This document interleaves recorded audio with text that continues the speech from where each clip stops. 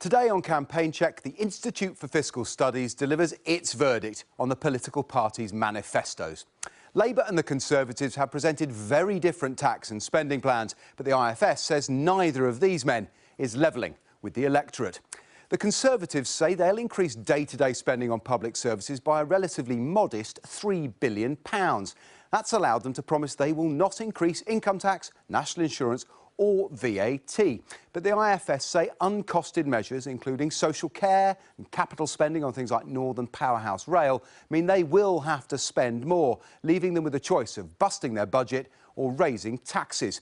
The Conservatives dispute this analysis, but the IFS say they continue to pretend tax rises will never be needed. Labour's problem is quite at the other end of the scale. The IFS say Jeremy Corbyn's plan for £73 billion of extra day-to-day public spending. To pay for it, Labour say they'll increase taxes for the highest paid 5%, those earning more than £80,000 a year, and on businesses. But Labour also have uncosted measures, notably the commitment to reimburse women who lost out on state pensions. That's estimated at £58 billion. Labour say they're pleased their manifesto is seen as too ambitious, but the IFS say their tax plans don't just affect the richest 5%. The abolition, for example, of marriage allowance will apply to many people who earn less than £80,000 a year. So to say that only the richest will pay more is clearly not true.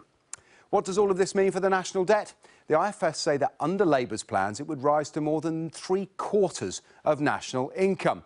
The Liberal Democrats' plans, judged the most fiscally responsible, would actually see debt falling. And under the Conservatives, assuming an orderly Brexit, debt would also be relatively stable. But here's the kicker. Should the Conservatives win and trade talks end in a no-deal Brexit at the end of next year, debt would increase to over 80% of GDP. The IFS has tried to plot a course through the high economics and low electioneering of the party manifestos, and their conclusion is one that might chime with voters' natural prejudices. Neither of the main parties is being honest.